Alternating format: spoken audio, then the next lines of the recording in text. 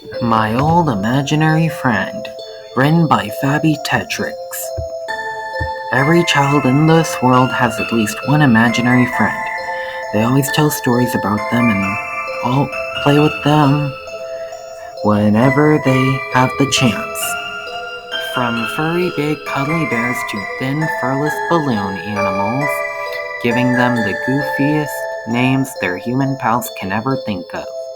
Adults like me finds this very silly, since we were all on that stage of youth where our imaginations blur out to the world.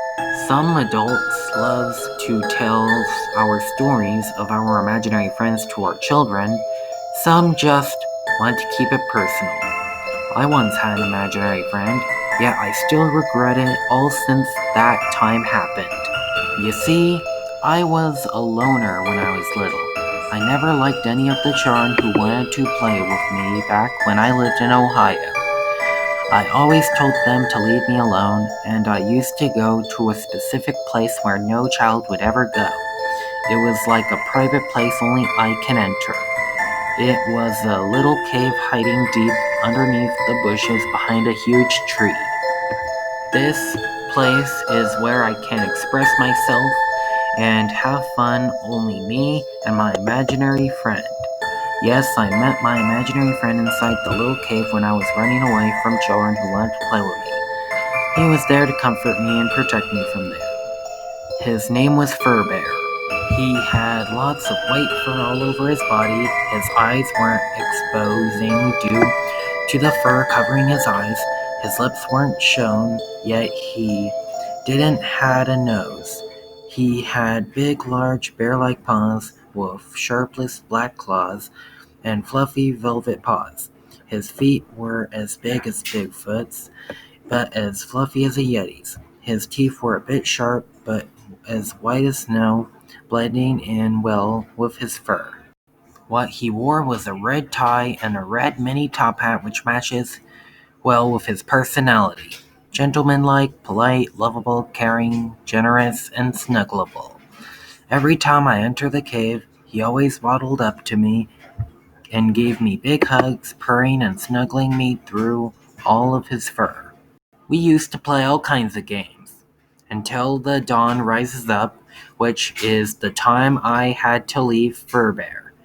We always sang Danny Boy before I gave him a goodbye hug and left. He and I were the bestest of friends for 5 years. It almost felt like we were going to be best friends forever, no matter how old I would get. 8 years later, my parents decided that we should move to Kansas because 1, they both received new jobs as engineers, 2, most of the family members live in Kansas, and the only ones that we were left in Ohio were my grandparents, but unfortunately they both passed away, losing the fight to cancer. So we had no one else to support us here if we had any sort of problem. By that time, I completely forgot to say goodbye to Furbear. Hell, I even forgot I had any imaginary friend in the first place. Packing my bags, I felt like someone was watching me by the window, thinking of how overly stupid I am. However, as I suspected, I looked at the window and nothing. No one was there. When I suddenly felt what seemed to be like fur stroking on my shoulder vertically, I looked over and saw nothing. Again. My mind kept telling me that there was something in my room, something that invited itself in. Yet I kept shaking it off until the third strike. And by the third strike, I mean I heard something this time. This time I heard glass shattering behind me. When I looked over, I saw a portrait of my little baby sister Aubrey on the floor. The glass had cracked between her face as if it was slicing her in half. Dang it, I muttered as I walked towards the picture and tried to pick it up. But as odd as it sounds, touching it felt like I was touching a lit frying pan, quickly jumping from the scorching hot flames of the portrait. I shook my hand rapidly, repeating a few vulgar words here and there, and when I looked at the palm of my hand, it wasn't red. or anything around the center. But in the center, there were burn marks. But not just any burnt marks.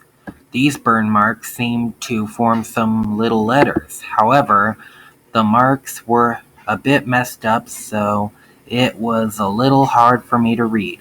When I finally figured out what it said, it read Danny Boy. Holding my wrist with my good hand, tears immediately began to fall from my eyes like water drops falling down from two rose petals. My eyes couldn't move towards anything else. They were only focusing on the burn marks. My bottom lip began to quiver as memories began to flash back and forth, remembering my only friend. The only friend I loved and cared for, the friend who was always there for me, the friend who always gave me support for everything. When the pain flushed away, I quickly ran outside to the big tree and inside the cave. He wasn't there. Well, of course, as theory tells, when you are older, your imaginary friends go away forever and never come back. They leave you and become a new friend towards a new child. Hearing a sudden soft hum, I felt a fluffy paw grabbing my shoulder and grasping onto it. I felt some big claws digging deep inside of my shoulder, tugging its sweaty palm on my shoulder as it began to spew out a thick layer of blood. I swear, I felt like tears couldn't stop running from my eyes when I looked up and saw who was grasping my shoulder. It was my old imaginary friend, Fur Bear. Looks like he isn't one of those imaginary friends who wants to leave their old pal. He looked a bit different than when I was little. His fur was dirty with wet dirt and dust. His teeth grew longer, sharper, and yellow. The fur that was covering his eyes are finally brushed away, but only sockets were seen. His hat was covered in dirt, and so was his messed up tie. The last thing I remember, and the last time I saw Fur Bear, is when he leaned against my ear and he whispered, "Hello, Danny."